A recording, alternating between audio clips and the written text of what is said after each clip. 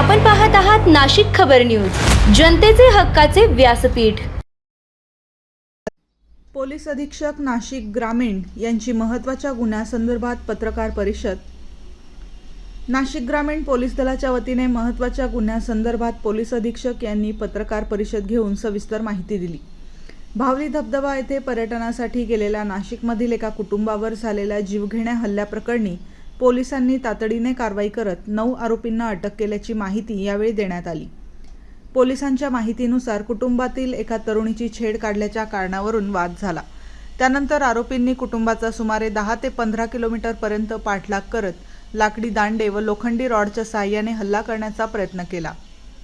या प्रकरणात विशाल मच्छिंद्र भटाटे, अनिकेत गणेश मानवेडे, अनिरुद्ध विठोबा भागडे, सागर उर्फ लोकेश गोकुळ गीते, विनोद लक्ष्मण बोराडे, सचिन दत्तू आडोळे, अर्जुन चिंधू आडोळे, देविदास कचरू भगत आणि अजय भूषण दाल भगत या 9 आरोपींना अटक करण्यात आली आहे।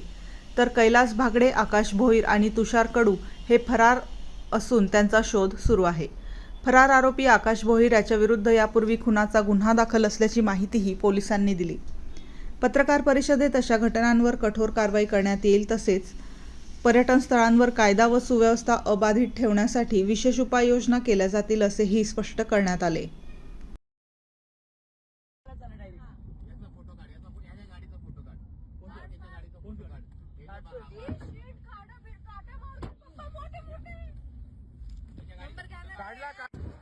मग बघू इथं गाडी दाखव पूर्ण व्हिडिओ काढ माझा पण काढ अच्छा हे पुस्तक कापता यार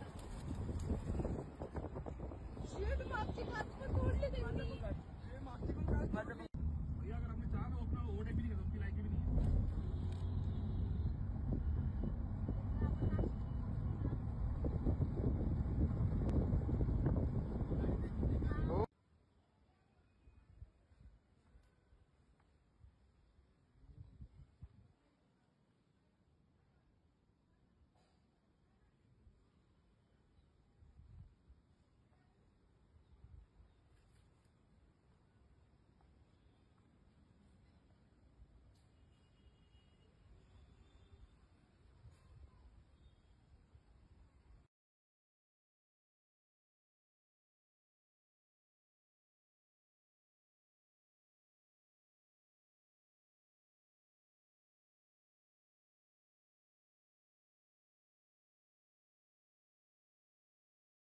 निष्पन्न केलेला आहे। त्याचबरोबर व्हिडिओद्वारे सुद्धा आपण निष्पन्न केले। यातल्या काही आरोपींची गुन्हेगारी पार्श्वभूमी आहे असं कळत आहे, नेमकी काय पार्श्वभूमी आहे यातल्या काही आरोपी? त्याच्यामधला एक जो आरोपी आहे तो आरोपी याच्यामधला भुईर नावाचा एक आरोपी आहे। त्या आरोपीला पूर्वीचा एक त्याच्यावरती मर्डरचा गुन्हा त्याच्यावरती दाखल आहे 2020च्या ते 2021च्या दरम्यानचा।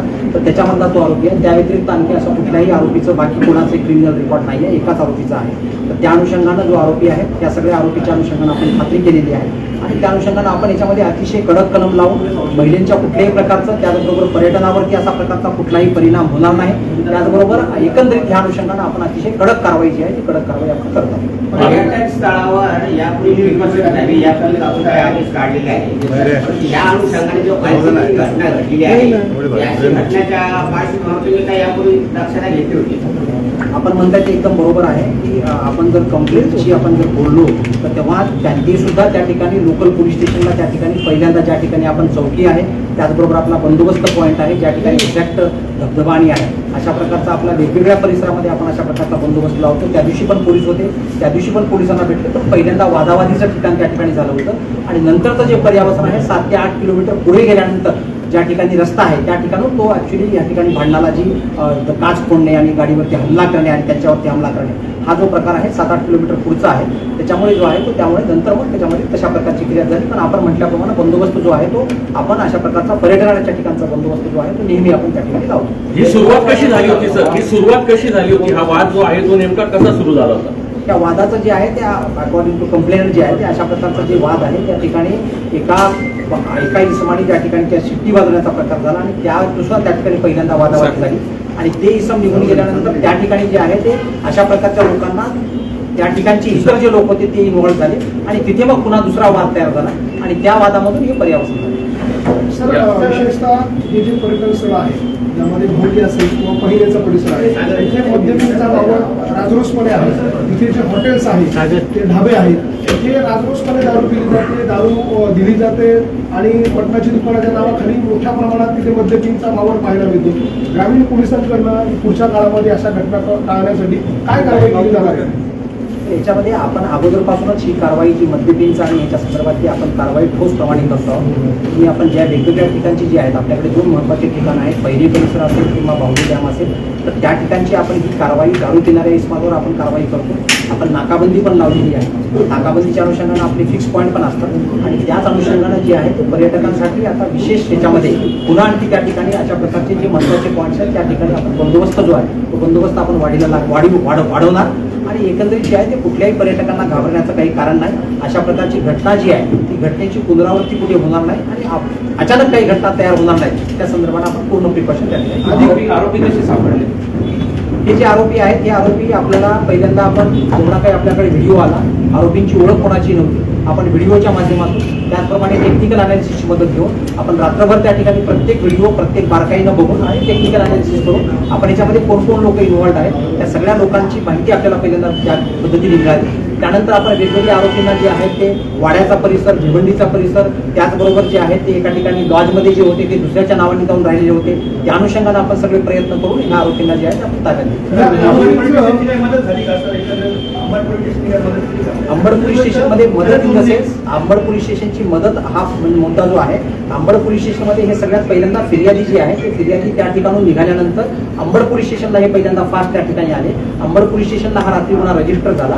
अंबड पोलीस स्टेशनला रजिस्टर झाल्यानंतर आपल्याकडे तो गुन्हा जो आहे तो ट्रान्सफर झाला. त्याबरोबर लगेच ही कारवाई पोलीस स्टेशनला तक्रार घेतलो म्हणून ते अंबडला आले, एकंदरीत असं माहिती पडते. यावर काय हे म्हणणं जे आहे ते रास्त नाही आहे. हे म्हणणं अत्यंत चुकीचं आहे. अशा प्रकारे इगतपुरी पोलीस स्टेशनला ते आलेले नव्हते. आपण कंप्लेंटशी मी स्वतः बोललेलो आहे. कंप्लेंट हे पहिल्यांदा आपल्याकडे 112ची जी व्हेकल आहे त्या व्हेकलने त्यांच्याशी संपर्क केला. संपर्क केल्यानंतर ते एवढे फास्टमध्ये होते की वाडीवर येऊन ते फास्ट पुढे निघून आले. त्याच्यामुळे त्यांनी अंबडला जाऊन तक्रार दिली. माझं कंप्लेंटशी बोलणं झालेलं आहे. आपलं म्हणणं जे आहे ते अत्यंत चुकीचं आहे. पर्यटन जे आहे सर, खास करून त्यांना वाडीवरचा पर्याय होता. खास करून आवडीचा जो परिसर आहे, पैण्याचा जो परिसर आहे किंवा इतर पर्यटन स्थळ जे आहे तिथे प्रॉब्लेम असा आहे की तिथे नेटवर्कच नसल्यामुळे तिथे अनेकदा पोलिसांशी संपर्क होत नाही. या पार्श्वभूमीवर काय आपण प्रोएक्टिव्ह करू शकतो? आपण त्या ठिकाणी जे आहे ते आपण जसं सांगितलं तर त्या ठिकाणी बरोबर आहे 7 ते 8 किलोमीटरचा जो पूर्ण पॅच आहे त्या पॅचमध्ये मोबाईल पर्यटकांचे लागत नाही म्हणून आपण त्या ठिकाणी व्हेकल ठेवलेली असते आणि पोलीस पण असतात. जर समजा तसं काही वायरलेसचं कम्युनिकेशन आहे फक्त ह्या एक प्रकारामध्ये पहिल्यांदा जो आहे तो स्पॉटमध्ये फक्त वाचाबाची आणि वादावाद झाली. त्याच्यामुळे तो सिरियसनेस जो आहे तो पुढच्या 8 किलोमीटर नंतर ह्या घटनेची ऍक्च्युअली सुरुवात झाली. त्याच्यामुळे जे आहे ते पण तरी पण हा मुद्दा महत्त्वाचा आहे की त्या ठिकाणी आपण वायरलेस कम्युनिकेशन व्यवस्थित पद्धतीने सुरू करणे आणि इतर काही मोबाईल कम्युनिकेशन आणखी चांगल्या पद्धतीने करता येईल का त्या दृष्टीने आपण महत्वाची चूक अशी जाणवली की त्या ज्यावेळेला हल्ला झाला त्यावेळेला त्यांना मदतीसाठी जवळ रस्त्यात पोलीस स्टेशन मिळालं नाही, चौकी मिळाली नाही म्हणून ते भविष्यामध्ये दोन्ही ठिकाणी म्हणजे पहिने पण असेल आणि बाहुली पण असेल म्हणजे कायमस्वरूपी 2 चौक्यांची गरज आहे असं तिथल्या स्थानिकांचं म्हणणं आहे. बाहुली परिसरामध्ये आपली जी आहे ती त्याबरोबर एक्झॅक्ट डॅम जर बघितला तर तिथे आपण चौकी आणि अशा प्रकारच्या वेळेला आपण त्या ठिकाणी पोलीस ठेवतो. परंतु पहिने जे आहे त्या ठिकाणी सुद्धा अशा प्रकारचं नाकाबंदी आणि पोलीस आहेत. परंतु ओव्हरऑल जे आहे ते ओव्हरऑल या ठिकाणी जर समजा कोणालाही वाटलं तर 112चा नंबर जो आहे तो 112च्या नंबरवर आपण त्वरित कारवाई करतो. त्वरित ह्यांना पण त्वरित फोन केले.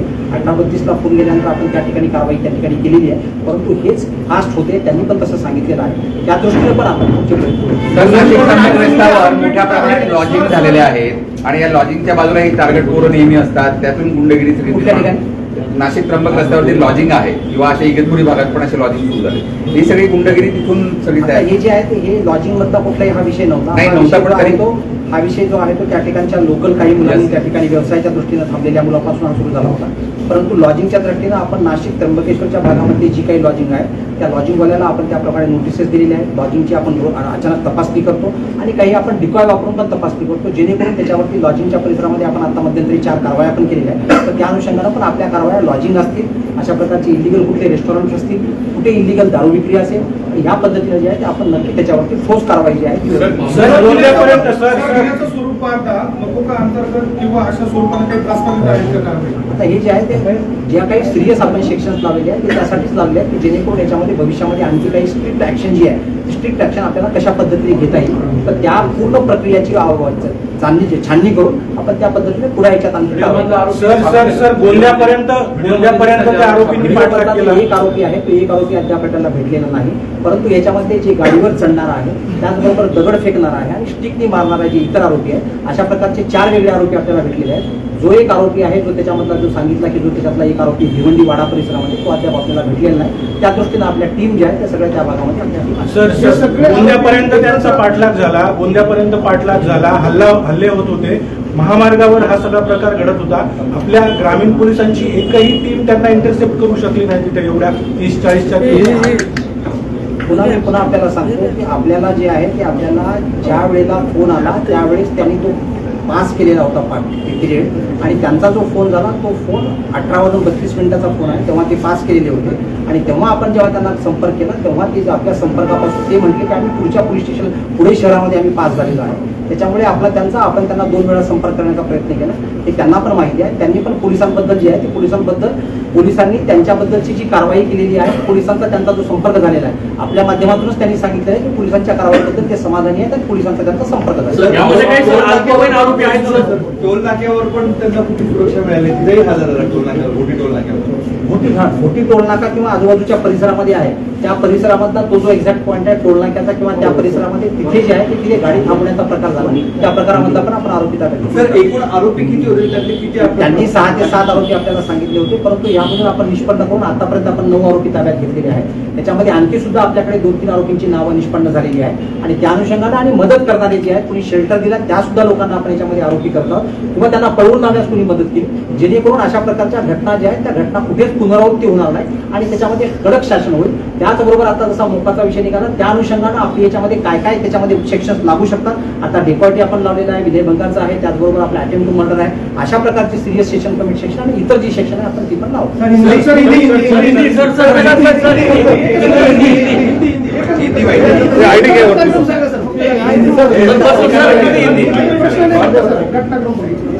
आणि सर काही अल्पवयीन आरोपी आहेत